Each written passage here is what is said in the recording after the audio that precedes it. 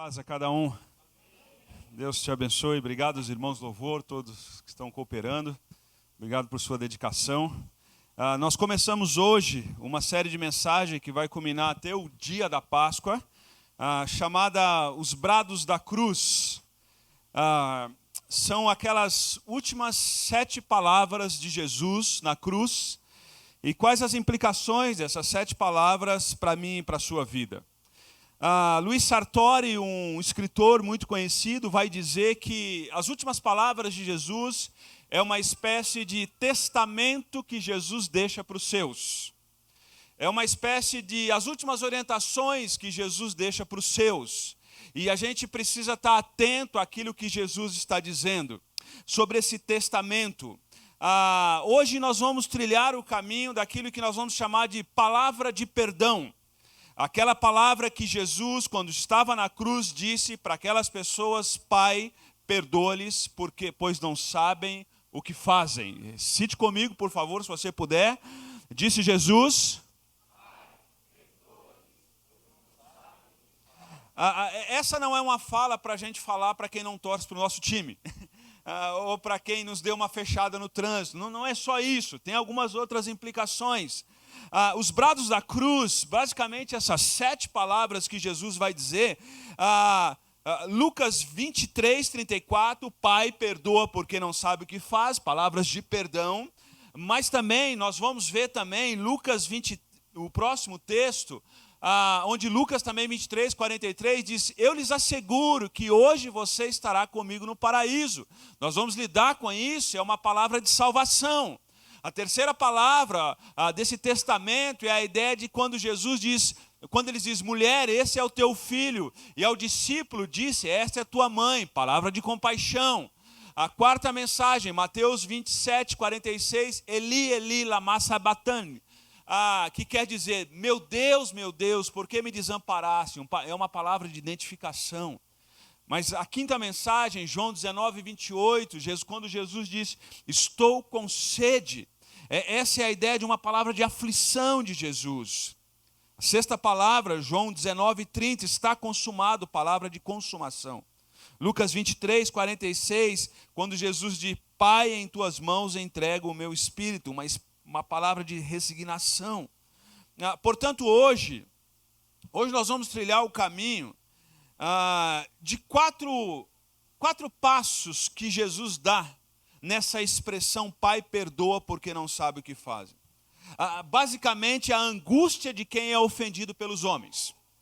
Essa angústia de quem é ofendido por homens. Mas não só isso, o apelo de quem é ofendido e o que ele deve fazer a Deus. Mas também Jesus, ele lança o argumento que ele apresenta a Deus em favor daqueles que ofenderam. E o que a gente ganha quando a gente perdoa? Qual é o benefício que tem nisso? O que se adquire, tanto diante de Deus quanto diante dos homens, por meio das ofensas dos maus? Então nós vamos falar sobre a angústia, o apelo, o argumento e o que a gente adquire para isso. Para isso, eu queria pedir um favor para vocês, se você puder. Feche seus olhos. Feche seus olhos, porque falar desse assunto não é fácil. Não é fácil. Definir perdão é muito fácil, mas perdoar é difícil. Reproduzir conceitos é simples, qualquer um pode fazer. Mas viver dessa maneira é muito difícil. Portanto, a gente podia orar a Deus e dizer: Senhor, eu estou aberto para aquilo que o Senhor quer falar para mim. Eu estou disposto a organizar algumas coisas na minha vida que são necessárias. Eu estou disposto a fazer a sua vontade. Então, ora a Deus. Peça para que Deus gere isso na minha vida, na sua vida, para que a gente possa crescer nessa direção. É assim que nós oramos, ó Deus. É assim que nós pedimos ao Senhor. Em nome de Jesus. Amém. Amém, queridos? Amém? Concordam comigo que falar de perdão é fácil, mas praticar é diferente? É muito diferente. Há um espaço aí. E aqui no texto você percebe quando o texto diz, quando Jesus diz assim: Pai, perdoa porque eles não sabem o que fazem. Não há lugar como a cruz onde nossos pecados são perdoados e todos os nossos pensamentos intrusivos de dúvidas são contra-atacados com respeito a tão certas quanto cristalinas. Jesus está passando um momento de angústia. E nesse momento de angústia, ele usa a seguinte expressão: Pai. Ele usa a expressão Pai. Um comentarista bíblico, não está projetado, eu vou só citar para você, diz sobre qual é o contexto que Jesus está vivendo quando ele diz Pai, perdoa. Ele diz assim, abre aspas, eu vou ler para os irmãos. Sinta como poderia ter sido a angústia de Jesus sobre a cruz. Vocês precisam lembrar que Jesus era Deus, mas Jesus era também o quê? Lembra disso? Tá? Então quando você beliscava Jesus, ele sentia dor. Tá bom? Jesus tropeçava nas pedras. E você lembra quando você era criança que você ficava assim, o tampão dos dedos? Lembra disso? Né? E algumas famílias que tinham mais recursos, a gente passava mentiolate. Lembra disso? Né? Então, eu por muitas vezes, eu lembro de poucas vezes ir para a igreja de tênis. E o nosso tênis naquela época se chamava quichute. Porque sempre estava assim a tampa do dedo, jogando bola, chutava o chão e ficava assim a tampa, né? Então Jesus, quando ficava assim um tampão do dedo, ele sentia dor, ele era homem. Mas Jesus era 100% Deus também, o único capaz de conciliar isso. No entanto, Jesus não tinha natureza pecaminosa, ele arrancava o tampão do dedo, mas ele não xingava. Dá para entender isso? Tá bom? Tinha essa diferença. E agora, eu acho que essa citação está na frente ainda. Ele vai dizer assim, sinta como poderia ter sido a angústia de Jesus sobre a cruz. Olha só, os líderes religiosos, por ciúme e inveja, rejeitaram Jesus. Tramaram e causaram sua morte. Judas, um dos seus mais íntimos, o havia traído por 30 moedas de prata. Abre aspas, 30 moedas de prata é o preço de um escravo aleijado. O amigo trocou o seu amigo por qualquer preço. 30 moedas de prata. Pedro, um dos seus mais amados, o havia negado 3 vezes em público. Pilatos, que havia declarado Jesus inocente, enviou-os depois para a cruz, lavando as mãos na covardia. Os discípulos, aqueles com quem Jesus viveu na intimidade nos últimos 3 anos, o haviam abandonado e fugido, exceto João. Os soldados que estavam tratando com uma brutalidade animalesca. Em certo ponto, até o pai o havia abandonado o filho amado. Imagina a angústia de Jesus sobre a cruz. Jesus tinha todos os ingredientes disponíveis para assar, para azedar o coração. Azedar o coração, o bolo do ressentimento, do ódio, da vingança. Estava sendo vítima de injustiça de homens. Havia sido traído por alguém íntimo. Foi abandonado por aqueles que ele mais amava, violentado de maneira impiedosa. E no topo de tudo, não desfrutava da alegria da presença de Deus, que estava bloqueada por causa do pecado dos homens que fora derramado sobre eles na cruz. Em que pese isso e aquilo, Jesus ora e pede o quê? Perdão. É interessante que nesse momento o sistema judiciário não atende Jesus. Muito pelo contrário. Eles complicam a vida de Jesus. Os seus amigos o abandonam. Ele se sente totalmente desamparado. Aqueles homens que ele tinha investido 3 anos da vida dele na vida daqueles homens, todos correm. Imagina eu e você numa situação desse. Se uma pessoa, olha só, se uma pessoa faz um comentário que não é verdadeiro ao nosso respeito, a gente fica bravo? A nossa vontade qual é? Sou só eu ou você é assim também? Não é verdade? Aliás, se alguém não curte o nosso post na internet, a gente já fica com um biquinho. Imagine essa situação de Jesus. Agora preste atenção que agora há Há uma angústia, e essa angústia só pode ser tratada nessa expressão que ele diz, Pai. A lição é clara, é óbvia para mim e para você assim. Enquanto mais perto de Deus, mais fácil nós vamos lidar com as injustiças. Enquanto mais longe de Deus, mais dificuldade a gente vai lidar com as injustiças. Dá para entender isso? Enquanto mais perto, enquanto mais comunhão com a gente, melhor a gente lida com isso. Enquanto mais longe, é pior. Deixa eu dar um exemplo nos profetas. Eu vou só citar. Isaías capítulo 5, Isaías sai assim falando para o pessoal assim, ai de você, ai de você, ai de você. E o ai ali é uma sentença de julgamento, Isaías capítulo 5. Ele diz, ai de você, ai de você, ai de você. Aí em Isaías capítulo 6, Isaías chega na presença de Deus, que o texto vai dizer um Deus que é santo, santo, santo. Estão lembrados disso? Santo, santo, santo. E quando ele chega na presença de Deus, qual é a expressão que ele usa? Ai de mim. Ai de mim. Perceba que, assim, a lógica de Isaías é simples. Enquanto mais longe de Deus, mais a gente vê o pecado na vida dos outros. Enquanto mais perto de Deus, mais a gente vê o nosso próprio. Claro para vocês?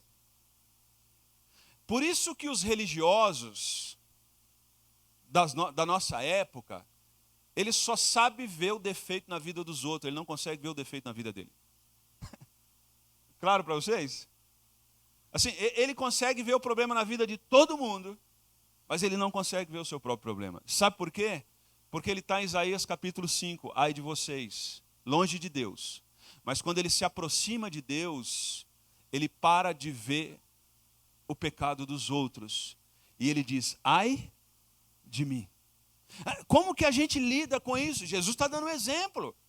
Tenha comunhão com Deus. Como que a gente lida com as injustiças? E essa expressão que Jesus dizia, esse termo Jesus vai dizer para Jesus disse para eles, é a ideia de algo contínuo. Não é algo que a gente faz um dia só. Meu pai tinha um hábito que ele dizia o seguinte, né? O banho de ontem não serve para hoje. Quando você é adulto tudo bem, mas quando você é criança, né? A gente brincava na rua o dia inteiro, né? Aí quando chegava tarde, quase à noite, a mãe falava, entra! E a gente, já! E a mãe falava assim, vai tomar banho, eu não estou nem sujo. Aquele cordão preto aqui, né? Mas não estou nem sujo. E meu pai dizia assim, vai tomar banho, porque o banho de ontem não serve para hoje. A vida cristã é assim. É todo dia tomar um banho. É todo dia tirar as impurezas. É todo dia que a gente busca a Deus. É todo dia que a gente ora. Então, em nome de Jesus, deixa eu te pedir um favor. Não condicione a sua vida com Deus a um culto só de domingo. Amém? Busque ao Senhor. Leia a Bíblia. Lembra aquele cântico que a gente cantava na igreja? Leia a Bíblia e faça a oração se quiser crescer.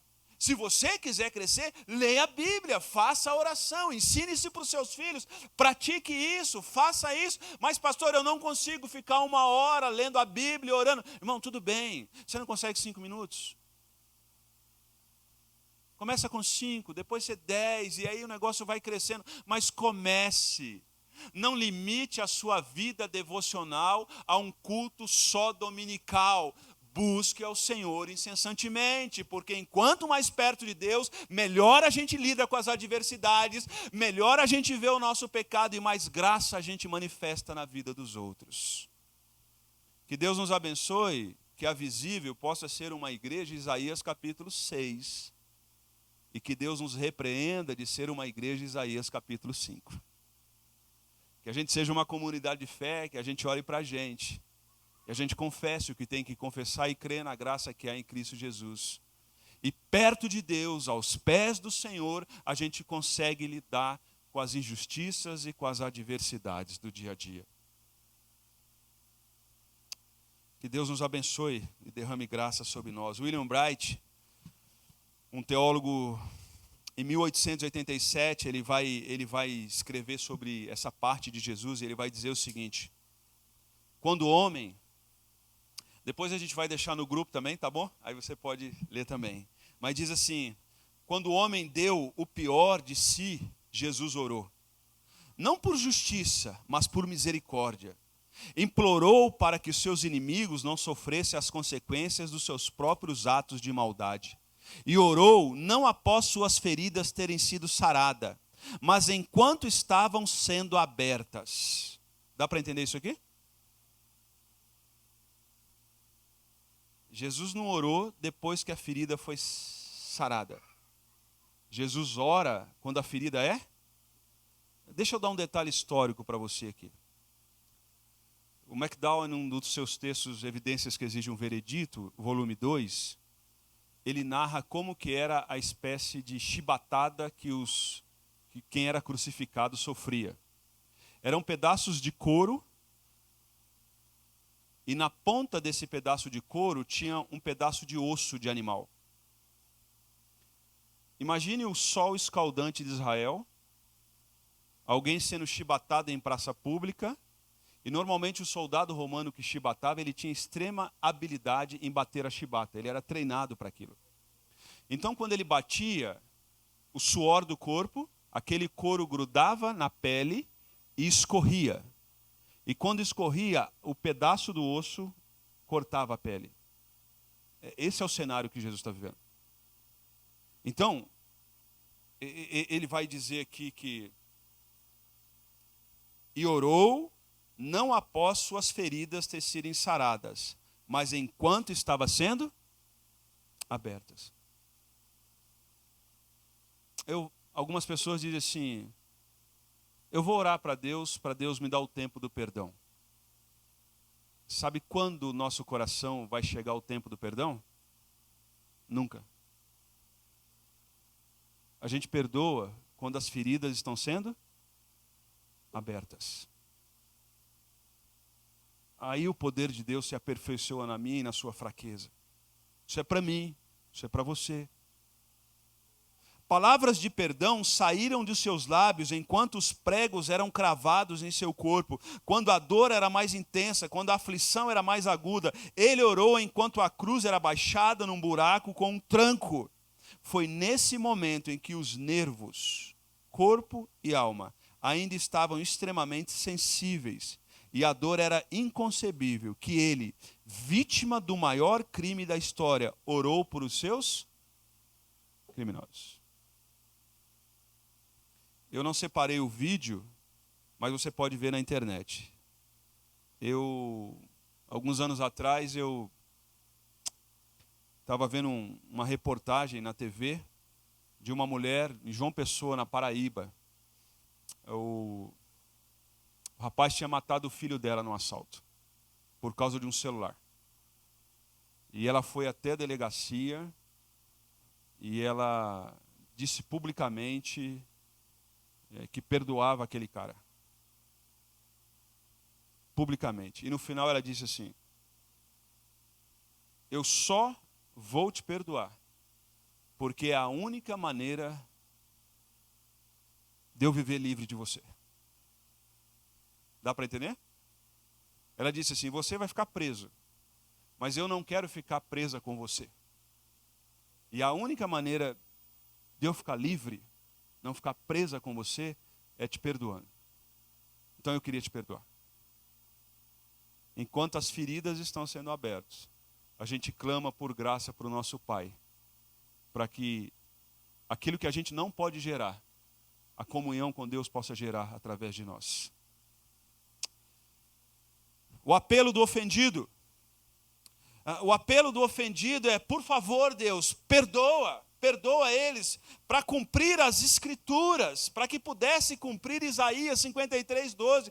Eu lhes darei as honras de um soldado vitorioso, pois ele se expôs à morte, foi contado entre os rebeldes, levou sobre si a sua culpa de muito e intercedeu por todos os pecadores.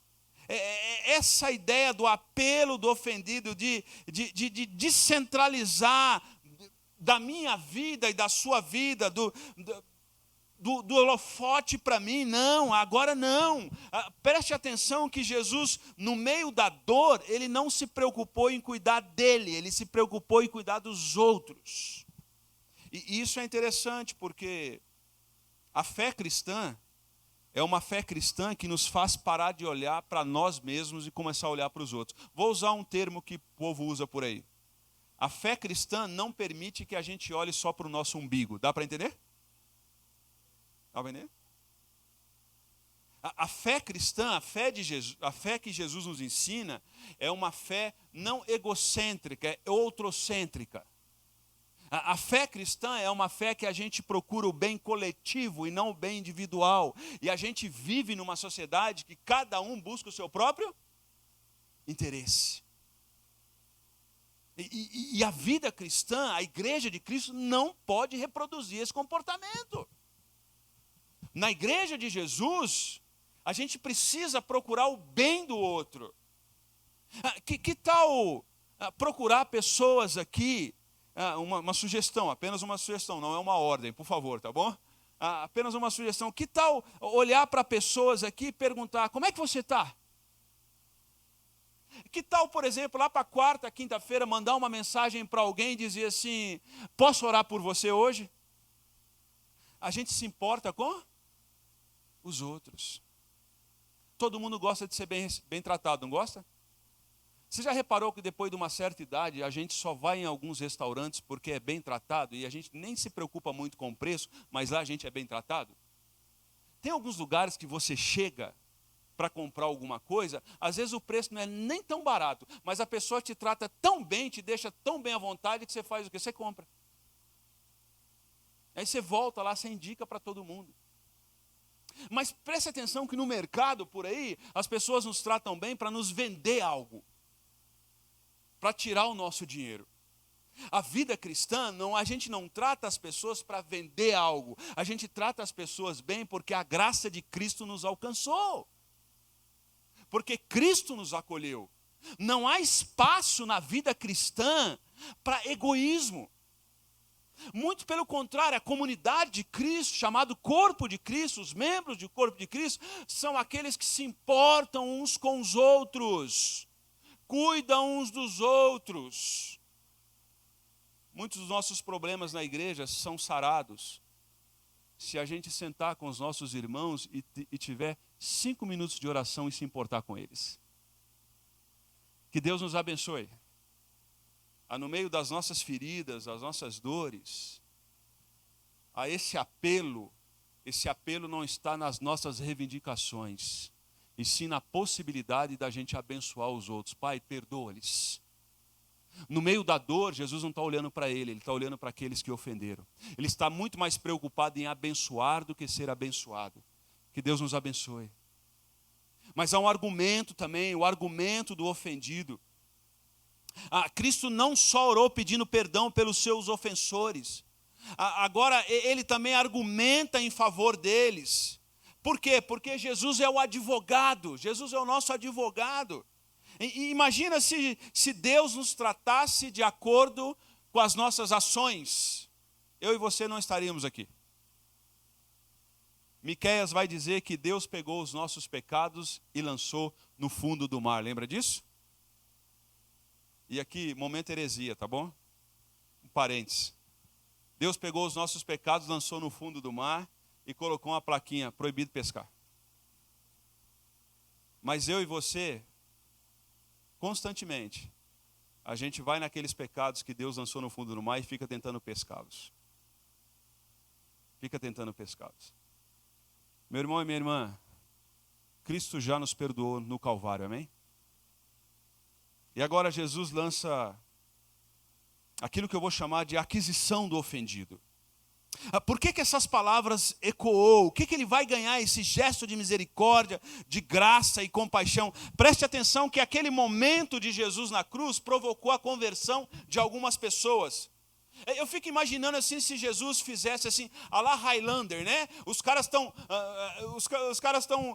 quem é esse? Jesus podia fazer assim, já pensou? Desculpa, acordou? Jesus podia, acabou. Eu tinha essas coisas, né? Quando eu era criança, por exemplo, eu sempre fui muito ruim em química. Eu tinha pavor de química, física. Tinha pavor. E todo momento que tinha prova de química, assim, física, eu orava a Deus e falava: Jesus, se você existe, volte nesse momento. Né? Volte nesse momento. Eu creio no Senhor. Jesus podia, num estalo, acabar com todos aqueles caras. Mas preste atenção que as palavras de Jesus, como que ecoou na vida de alguns. Mateus 27, 54 diz assim: o oficial romanos e os outros soldados que vigiavam Jesus ficaram aterrorizados com o terremoto e com tudo o que havia acontecido.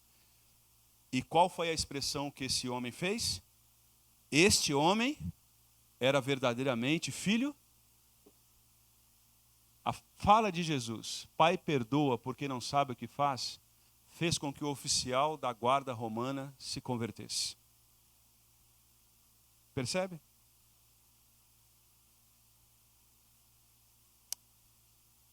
Atos capítulo 3, versículo 14 e 17, naquele sermão de Pedro, vai dizer o seguinte: vocês rejeitaram o santo e justo, e em seu lugar exigiram que um assassino fosse liberto. Lembra lá, Barrabás? Mataram o autor da vida, mas Deus o ressuscitou dos mortos, e nós somos testemunhas desse fato. Pela fé, no nome de Jesus, este homem que vocês veem e conhecem foi curado. A fé no nome de Jesus o curou diante de seus irmãos. Irmãos, sei que vocês e seus líderes agiram por... Pai, perdoa porque não sabe. Agiram por ignorância. Qual o resultado do testemunho daquelas pessoas que viram Cristo na cruz, dando aquela palavra de perdão? Atos 4, que são pessoas daquela época, vai dizer o seguinte: muitos os que ouviram a mensagem, o quê? Creram. Creram. Quando a gente age como Jesus, pessoas creem em Jesus. Pessoas creem em Jesus. Assim, Atos 6 e 7 vai dizer, capítulo 6, versículo 7 vai dizer que assim a mensagem de Deus continuou a se espalhar.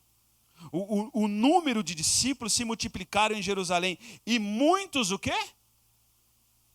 Sacerdotes. Lembra no Sinédrio, quando Jesus é julgado naquele julgamento arranjado?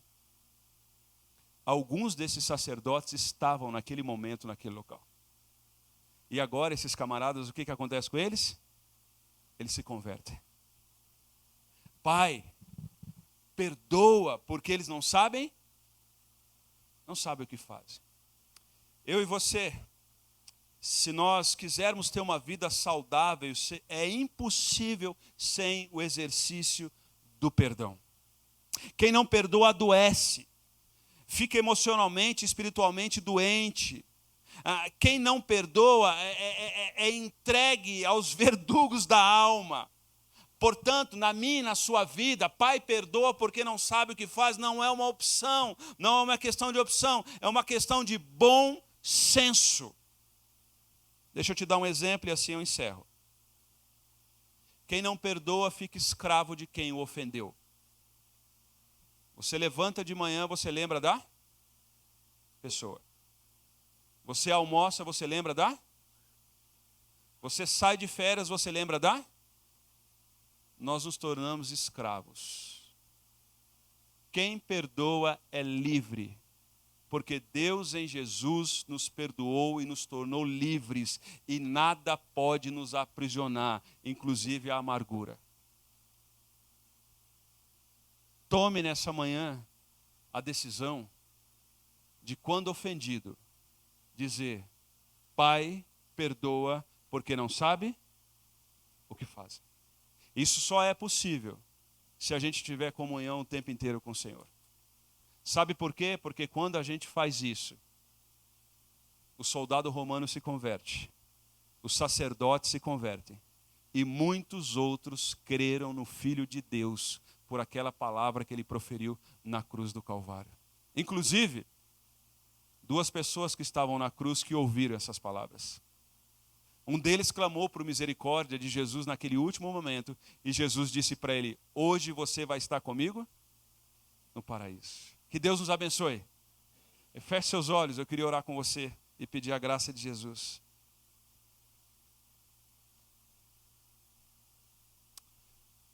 Talvez você ainda carrega pessoas ou circunstâncias do seu emprego, da sua família, da sua vida talvez de igreja, de gente que te ofendeu, que te magoou. Talvez você conviva com essas pessoas na sua família, no ambiente de emprego. E isso tem te adoecido, isso tem tirado o seu sono, isso tem tirado a sua paz. Nesta manhã, nesse testamento de Jesus, a gente podia declarar ao Senhor e dizer ao Senhor: Senhor, eu quero liberar essa pessoa do meu coração. Eu quero ficar livre disso. Peça para o Senhor nessa manhã.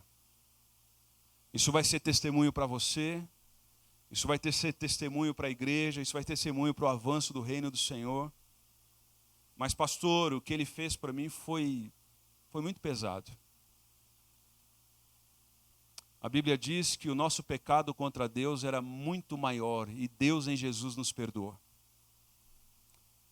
Que Deus nos faça uma comunidade de perdoados e perdoadores. Porque é assim que a gente vive. Em nome de Jesus. Amém. Te convido a ficar em pé.